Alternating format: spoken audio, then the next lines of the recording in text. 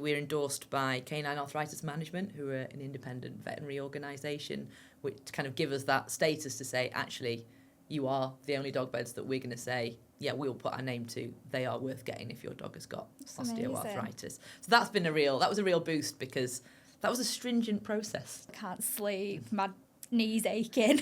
I don't even know if dogs have knees. But you know what I'm saying? They do. You can rest assured. We can leave that bit in.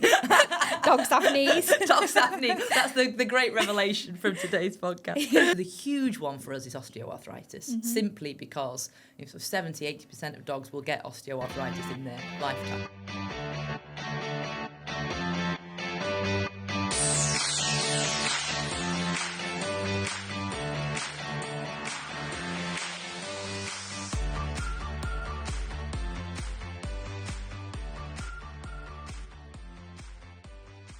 Hello, and thank you for tuning in to the Yorkshire Business Podcast. Today I'm speaking to Lauren. I'm going to let her introduce herself because she'll do a much better job than I will. But for now, I'm Chloe, I'm the founder of One Source HR, and I'm the host of the Yorkshire Business Podcast. My name's Lauren Davis, and I am the director and founder of VetRelieve. So I'm a vet by trade, and I now make orthopedic dog beds and mattresses for clinics. Okay, cool. Right, there is so much to get into there. Like, how did you turn from vet to manufacturer of dog beds? Absolutely, yeah, and sleep specialist. I mean, if you'd told me when I was a kid that was where I would end up, I would have laughed in your face. I always wanted to be a vet. I was the little kid in the playground, always kind of hugging the local goat or whatever. And then grew up and never changed my mind. Always wanted to be a vet. Graduated. Loved it, but found myself getting quite itchy quite quickly. And I think a lot of entrepreneurs who start businesses will recognise that feeling. There's a lot to be said. There's a lot of different cases obviously coming in very quickly in that space, but actually a lot of them are ear infections or a skin problem or to be neutered. So there's a lot of routine within that. And I actually found myself getting bored quite quickly. Started to try and find my space then within the veterinary industry. Went to write some content for a while. I was at the Vets for Pets chain. I was their head of content writing, so I wrote all their website and things like that. I went to be a technical advisor, international technical advisor, which was great. So I trained sales, distributor sales teams kind of right from here across to New Zealand, which was a wonderful job. For my eldest daughter to thank for the end of that part of my career, unfortunately. And then really just couldn't settle. So I ended up, maybe it's not me. Maybe it's the veterinary industry. Spoiler alert, it wasn't. It was in fact me. I'll try leaving. I was lucky that my father was involved in a business here in Yorkshire, manufacturing mattresses. Yeah. Why don't you come and work here? All right, brilliant. Okay, I'll come. I'll be technical for that, which was great. So they were making healthcare mattresses for care home groups like Bupa. They were manufacturing mattresses for the NHS, so acute care and chronic care. We've got end of life in there. And it was brilliant. I ended up as commercial director there and learned just so much about that space. And in that space, kind of mattresses are a medical device. What you lie on has such an impact on your health and well-being. And you end up with, there's a folder inches thick for each mattress. I thought, we are not talking about this at all in the veterinary industry. And I had realised by that point that possibly it wasn't the veterinary industry that was at fault. Maybe it had just been I hadn't quite found my niche. I thought what I really want to do is be my own boss, but also have the opportunity to have a real impact on a profession that I really love. Mm-hmm. So I set up VetRelieve coming up for 3 years ago now. I thought, well, if it matters for people, it must matter for dogs. I'm going to go and find out, and I'm going to make some products for that. Yeah, cool. So did you have to do like a lot of research around it? Absolutely. So there's, as you can imagine, a lot of research into sleep science and pressure care in the human field. So impactful. A lot less in animals, especially companion animals. However, wherever there has been research done, what we find is almost perfect correlation on the impact of poor sleep quality on health and well-being. There are some differences in the way that the amount of sleep is required, the different amount of time in each bit of the cycle, things like that. When we sleep, all of that is different dependent on species. But in terms of fundamentally, if you don't get enough, what starts to happen? All of those links were there. There's still lots more research to be done, and I'm actively trying to get involved in that, which I think is a really important part of the company, is not just leaning on other people, but driving research as well. But we shall see. Maybe in a couple of years, there'll be some amazing new revelation, which would be wonderful. Yeah, amazing. So who? Because I think of dogs as people, I'm not going to lie. Like, my dog is like a human baby to me. Who are the dog beds for? So what we've tried to focus on is where we've got dogs with conditions where they're not sleeping as well. So the huge one for us is osteoarthritis, simply because 70-80% of dogs will get osteoarthritis in their lifetime.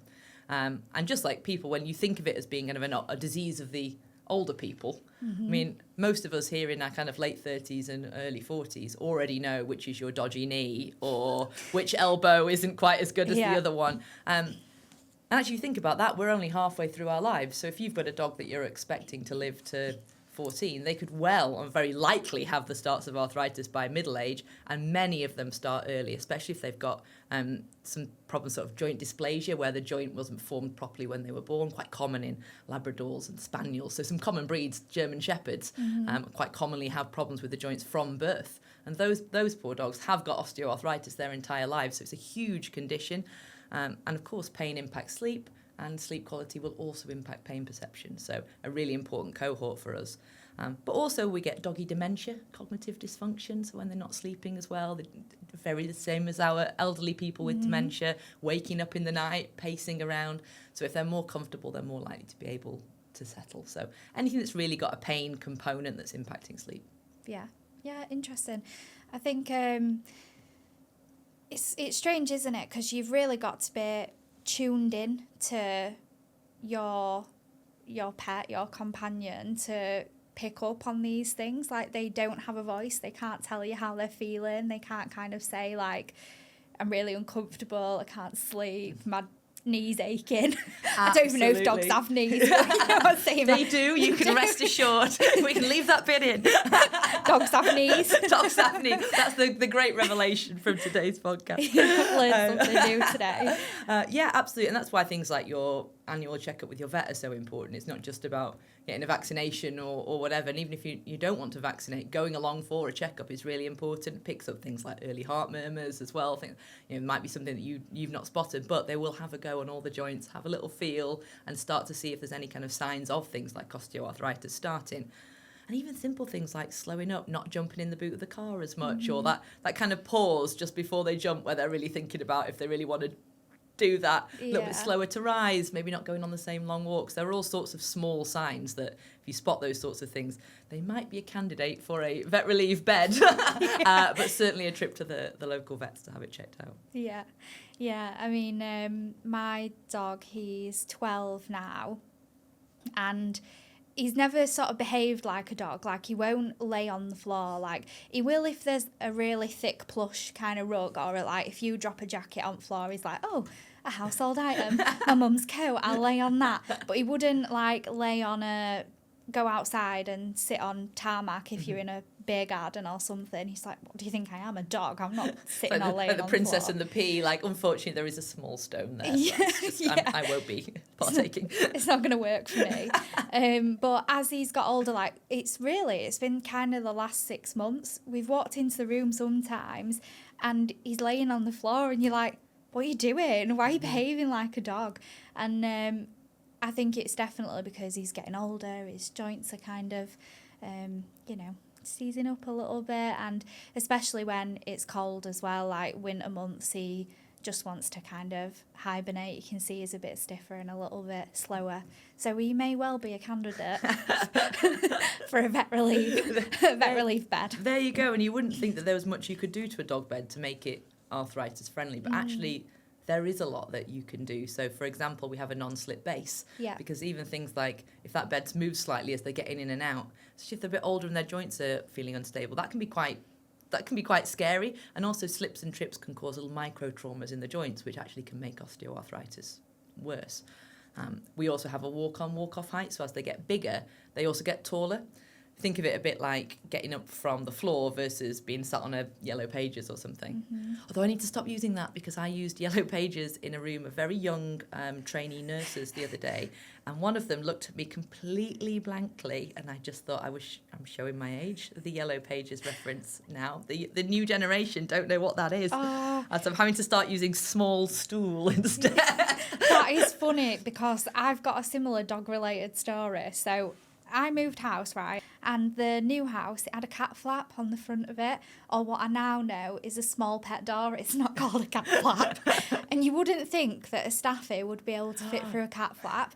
But unfortunately, I was going out to work and he was getting out the cat flap, having a little wander down the road, coming back after like 5 minutes because he knows which side his bread's buttered.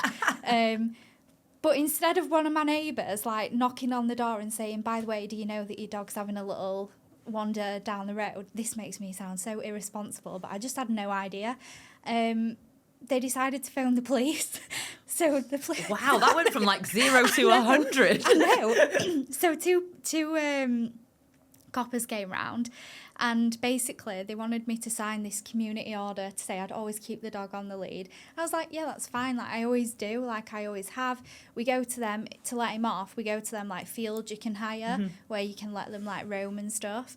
So yeah, they came round and I signed it, and then I was in a room with lots of younger people, and we had to do like tell an interesting thing about yourself, and I was like, oh, my name's Chloe and I've got a dog who's got an ASBO, and they were like, what's an ASBO? And nobody laughed. Oh no. And I thought it were really funny, but yeah, they didn't know what an ASBO was. Antisocial behaviour orders a thing of the past? I think so. You don't... And you don't hear about, ASBO gangs anymore, no, do you? They don't go out and drink cider in a field and stuff like we did when I was young. Well, I mean, that was a formative part of who I am today. So. Yeah. Back to the professional stuff. Yeah. We've got a brand and a reputation to uphold. But yeah, Yellow Pages. Yeah, the Yellow Pages, exactly. So now we say small stool. So it makes a big difference. Getting up from the floor versus getting up from a couple of inches off. Actually, it's much easier to mobilise. Something to do with moments and physics, which is not my strong point, as you can tell. But it does, and we've made sure then that our bigger dogs, actually, they have a much deeper bed because that really helps them get their front legs off, and actually their back end's half the way there. Yeah. Now, for the little dogs, much closer to the ground, because we don't want them climbing into the bed and having to jump down, because we come back to the micro-trauma thing. And then we've got a patent now for our foam cut inside, which is really exciting. It was finally officially granted about 3 months ago. Congratulations. It was a real big thing. Yeah. Actually, I didn't realise how much it would affect me to feel like I'd achieved that. Yeah. That real kind of innovation piece felt really important. And actually, we were at the Make UK Awards, the last awards ceremony. We didn't win, but we were up there for innovation, which was wonderful to have that kind of reflected back in the local industry. It was lovely. Yeah, that's fantastic. It's so cool. I do really love that about Yorkshire. I mean, this week I went to Sheffield Chambers AGM, and they had the COO from Warp Films, so those that created Adolescence, Four Lions. They did the keynote speech, and they were talking about creativity and innovation. And Charles from Durham Duplex stuck his hand up and asked a question, and he was talking about, he mentioned something about creativity and innovation and how we kind of have to bring these different sectors together, because when you think of manufacturing, you don't automatically think of creativity and, yes, innovation to an extent, but I think people think of careers in the sector as being quite old-fashioned, not very interesting, young people not really being motivated to go into those environments, but actually they're full of creativity and innovation. Absolutely. I still think we fall in a gap a lot of the times. There's a lot of talk about steel, of course, and what you might call kind of proper manufacturing in inverted commas, big dirty factories and all of that sort of thing. And then there's a lot of talk about digital manufacturing. We've got the Digital Forge now, so incredible digital creations. We've got Digital CNC doing amazing things. So some fantastic companies in that space. Soft furnishings falls sometimes in the middle of that. I think sometimes we're the forgotten cousin to these more glamorous sides of manufacturing, but still making a really big impact. And I've really enjoyed kind of being a voice for sometimes the forgotten cousin industries. Yeah, and you know what? I'm pretty sure it won't be your last patent, because it's something that's evolving, isn't it? Like, who knows what you'll do next, like with the research, or whether it's like, okay, we've conquered dogs, let's have a go at cats or turtles or Absolutely. whatever. Well, we're always trying to innovate, so we're just launching a new range now for physiotherapists, veterinary physiotherapists and hydrotherapists, of mats for them to work on. I'm going to spoke to them, a lot of them, about what do they actually need from these products, especially in that commercial space, so the veterinary space and general pet care space. A lot of the times it's been really the mattresses they've been using have been almost like kind of gym mat sort of thing, you know, wrapped in some big thick vinyl and a slab of foam. Better than the floor, but what else do they bring beyond that, really? Yeah. So what we're trying to do is go and speak to the people who are really using these products and say, well, yeah, but what do you want it to do? Like, are you trying to transport it? Does it need to fold? Are you trying to create different amounts of challenge for these pets? Do they need to have a squishy bit and a non-squishy bit? What is it that you actually want? Is 5 centimetres the right? Is it 7? Is it 10? Yeah. You know, what? And that's been a real eye-opener. Of course, you get every opinion under the sun, don't you? Yeah. So there has to be some rationalising of what people want. But it's been really interesting, and that I think has been one of our key differentiators in that market, has been when we've actually gone and spoken to people about what they want. So then when we try and sell it, it moves. Yeah, definitely. So is there anybody else that kind of does this? Because it's the first, like, you're the first one I've ever come across. So from the home market, so our direct-to-consumer market, there is really only one major competitor talking about healthcare beds, and they're in the US. Yeah. A great company.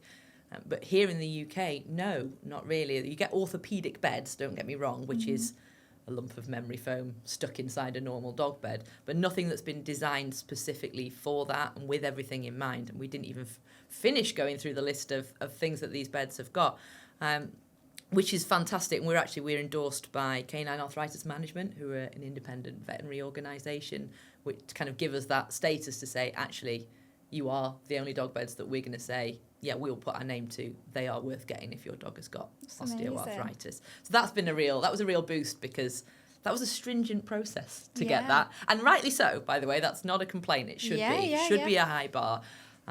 Just makes it all the sweeter when we achieved it. So that was brilliant. And then for kennel mattresses and operating table mattresses and things, there are a couple of people in that space, I think, not innovating at the rate that we are, and also not vet-led, which does matter, because I've worked in that environment myself. I've been hands-on. I have a lot of connections in that area. I now lecture at a lot of the veterinary conferences on the impact of sleep and sleep health and kind of kennel environment on our patients and their pre-surgery and during their stay, and then during recovery as well, because it's important for all of those stages. Yeah. If you can anticipate something's coming, if you can help them get better sleep, they will, the data says, probably recover faster. It will certainly help. It ain't going to hinder, put it that way.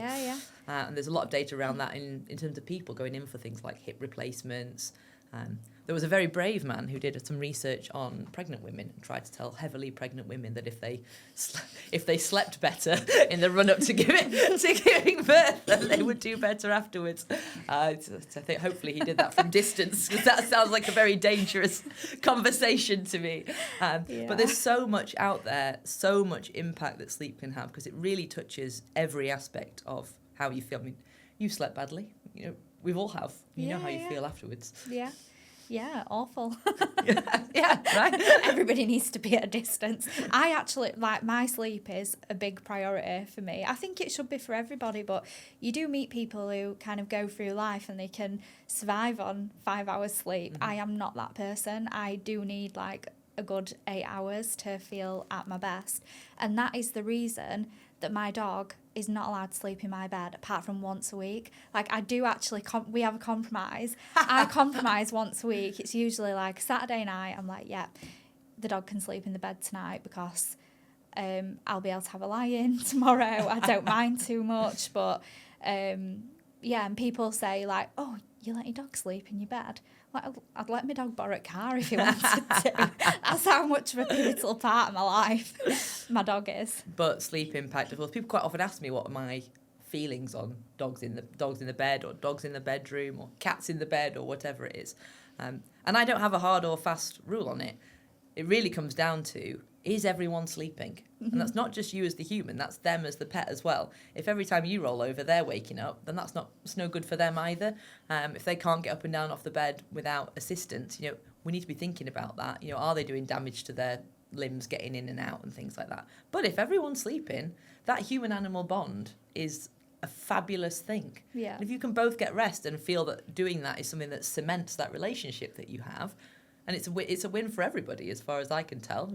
Wash your sheets plenty often and all of that, all of that good stuff. They don't wear shoes outside, do they? There are some things that you need to think about maybe a little bit more closely if you're sharing a space But realistically, I think it's what works for every individual family. But if they are waking you up, or you're waking them, I would always say it's time to think about a new option. Yeah, definitely.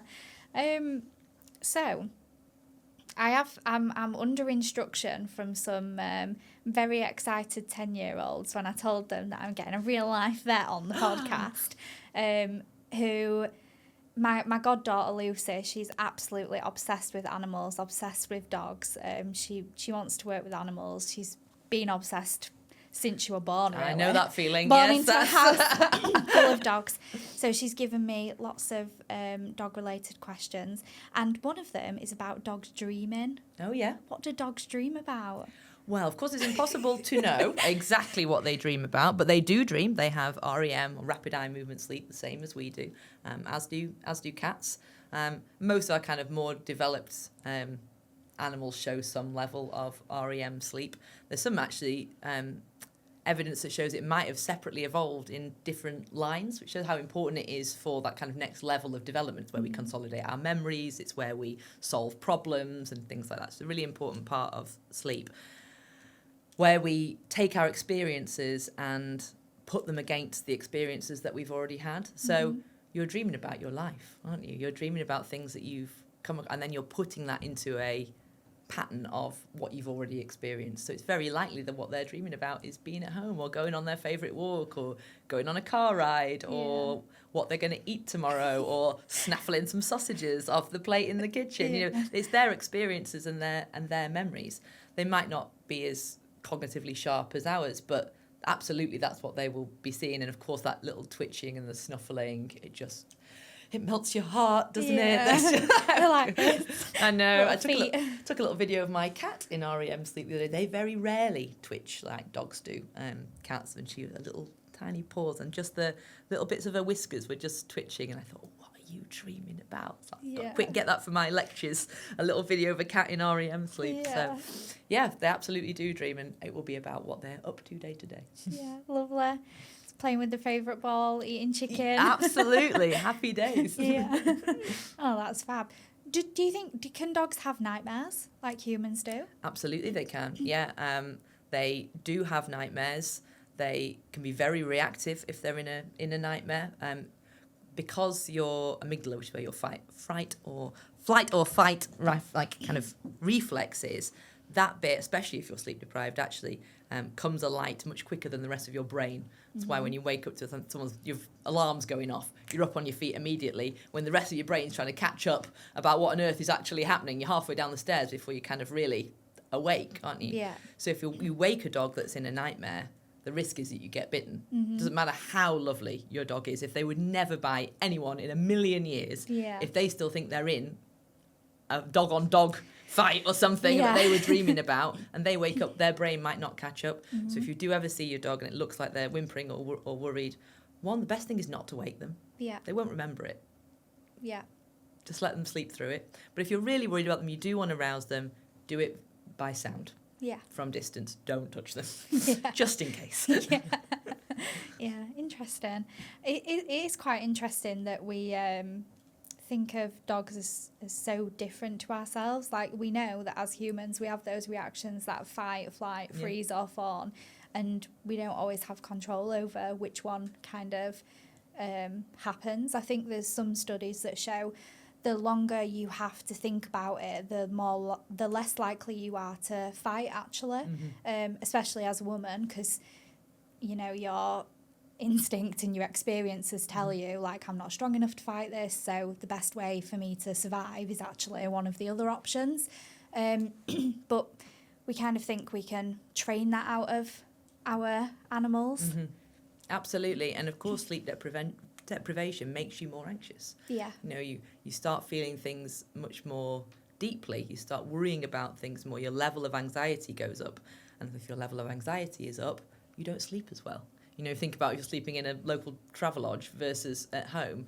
You never get quite as good a night's sleep because you're just on that subconscious high alert. Yeah. So anxiety breeds poor sleep, and poor sleep breeds anxiety. And if you've got that, then actually you're much more poorly equipped to deal with the day-to-day challenges, all those little microaggressions that come your way. Yeah. I always liken it to someone, you know, your partner loading the dishwasher wrong. If you're sleeping well, you know, you roll your eyes or whatever, it's not a problem, is it? But actually, if you've been sleeping really poorly, that might be your trigger. Yeah. You know, just go nuclear. And we've got pets here, especially in our clinical ranges, under a lot of duress, trying to sleep in a very kind of difficult to rest in environment, high anxiety, probably pain, drugs which can interact with all the different parts of the body. And we need them to sleep as well as humanly possible, because what we want to do the next day is do more things that they don't want us to do. Yeah. So how can we help them tolerate the things that are going to make them better? Sleep quality. Yeah. Yeah. I love the way that you've put that all together. It makes so much sense. Just something that you wouldn't think about, I mean, as a outsider, and I'm sure a lot of people don't think about it, even in terms of the height of the bed that their dog's trying to get onto and stuff. And how firm it is. So they walk on their mattresses, okay? So a lot of us don't think about that, and we'll go and buy the softest, fluffiest, pillowiest mattress that we can for them, because we think, well, that'll be really snuggly. But actually, walking on that is quite daunting if your legs aren't great or you've got a little bit of cognitive dysfunction. That can be, you know, put your paws on something that gives way. Yeah. They paddle back off it and think, okay, well, I'm done with that. Thank you very much. So actually, it's got to be a combination of firm enough to feel secure and safe to mobilise on, but soft enough that when they lie down, it gives that pressure care. And that's where we've really managed to get our patent, because that is, we pressure mapped all of our beds. We got dogs on and off it to show that they would feel secure getting in. But once they were on, they got the pressure relief. It took the pressure off the joints and redistributed it to other less vulnerable tissues. Yeah, brill. So I think I read on LinkedIn that you had your best month ever in January. We did, January, and the best month before that was December. Yeah. So absolutely fabulous. Yeah. February's tracking. I know, it's really, really good. And I just put a post on LinkedIn whinging about my life the week previously. We'd had a bereavement, and it had been a long month, hadn't it? There's been a lot going on. My son was very poorly, and I was just, you know, when you just think, this month can just naff off. Like, just bring on February, reset, start again. And then I started looking at the figures and thought, oh, quite fond of January after all. No, it's really good, especially in a month where people are holding back. They're not spending on items that are perceived as luxury items. And I think that goes to show the strength of the product, because people have the faith in it and the belief in it. They've been recommended it by their pets' healthcare providers, and they will therefore see the reason to spend that money in, you know, a tough buying climate. And I always say a big thank you to all of our customers and to anyone who recommends our products, because it is a leap of faith to spend that much money on any item, I think. But the fact of the matter is we don't get any cent back. I love that. Once they're in, they're in. Yeah. What we do find is quite often people come back for a second because the younger dogs nick the bed and now they need another one for the older one. So what does the team look like? What does your business look like structure-wise?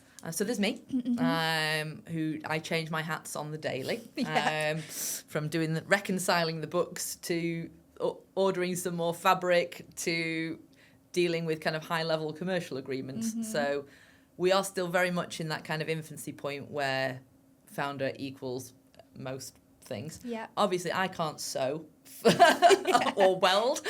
All of that is done by hand here in South Yorkshire, which we're very, very proud of. So we have a team that does that. We're just starting to, it was outsourced. We might look at bringing that in-house, which would be a really exciting next step for us. And would make us a real true manufacturer. If they're employing people to make these things would be a really amazing step. And then I have some marketing, which is also outsourced, but to individuals. So they really feel like they're part of the team, which is nice. But as we grow, they all know who they are. They're coming and they're going to work for me. And, people say to me, I meet them out and about, like, is it just you? And I've said I should start saying to people, like, yeah, me and 7 others, because it is me, but it's me doing 8 people's different jobs. Like, it's not all giving HR advice, I've got to do the credit control. You have to do everything, don't you? The big thing for me has been the operational side. So as commercial director previously, I would go and sell things, and then I would go to my long-suffering operations director, who was wonderful. We had a great relationship, and then just put that problem in his lap and smile very sweetly, and he would go away and sort it. And we had just the appropriate amount of friction between sales and ops to have a really profitable, growing business. It was brilliant. But now as a salesperson, if I create problems, I then have to go round the table and sit at the other side and fix my own mess. Oh no! So you learn fast, don't you, then, when you haven't got anyone else to pick up any of those pieces. If you drop the ball, it is absolutely you that's got to go and scoop that up and keep going. So we've done a lot of fail fast, which is, I think it's been brilliant, actually. It's kept some real momentum, and I've learned a lot. I think when you're failing fast, you're usually failing forward, aren't you? That's the thing, 100%, and that's made a big difference for us. And I think that's part of our growth now. And we've never shied away from being visible. Never, we're not going to show anyone what we've got until it's 100% perfect. Let's get out there. Let's talk about this. Let's keep innovating. Let's make things better, for sure. But we'll never stop doing that. I think the products are brilliant. But if I can find a way to improve it, if something comes to light, we'll improve it. We'll go again. If there's something that can be done, we'll do it. And I think just being there and being part of the veterinary community and the vet nursing community and all the physios and the hydros, everyone's really welcomed me with open arms, and being part of that has been really important for making sure that we keep trying new things, and then they work or they don't. No. So with the it sounds like it's very consultative, kind of the development of it, everybody's opinion and feedback that you've brought into the product as it develops and continues to develop. Is the sales process quite consultative? Because I've gone on the website, I've had a look, and I'm thinking, I don't really know what I need, which one would be best. Is it you on the end of the phone that's like, I'll help you through it? It still is. Yeah, absolutely. And I actually thought that would be one of the things I would want to get rid of first. And actually, you know what? So Betty from Sunderland messages me about her Westie, and she's worried about him, and I can help. And then you get I always ask for a photo. It's mine. Send me a picture when the bed comes. Let me know how you're getting on. And so I get all these pictures through of dogs on these beds. And you generally get a lovely email. Thank you for the help. And, it's worked, or we're trying this, or we've moved it there, or, he's getting used to it, but he doesn't quite like it. How might we kind of get him used to something new, and give him some tips and tricks about how to get them used to any new bed, And that's been really gratifying. I think I'll actually find that quite hard to give up. I know I have to, because of course it's time consuming, but that touch point with our customers, it's really quite heartwarming. And it's important because it's a big purchase, isn't it? It's like if you buy a car and something's not quite working right, you've had a big expense. You want to go back and be able to talk to somebody about that, and this kind of thing is a lot more emotive than a car. Absolutely. As well. And I think it's about, if I ever do pull away from that, it would be making sure that whoever was doing that lived and died by the same values that I do about how we treat our customers, which is that they are second to none. And if you want to call me and talk for half an hour about your dog and how we can help, that's absolutely fine. I will take your call any day of the week. And we will continue to always do that. Yeah, lovely. Is there anything that you want to leave people with? Only to say, if this is resonating with you, Buy a dog bed at www. Exactly. I'm also available on Instagram as the Sleep Vet, at the Sleep Vet. So if you do not want a bed, but you do want any sleep advice or to follow along, you can find me there. There is a personal brand that I also work under, which is really nice. But yeah, I think it's been a fantastic journey. It's lovely to be here and talk about it. Actually, thank you so much for having me on.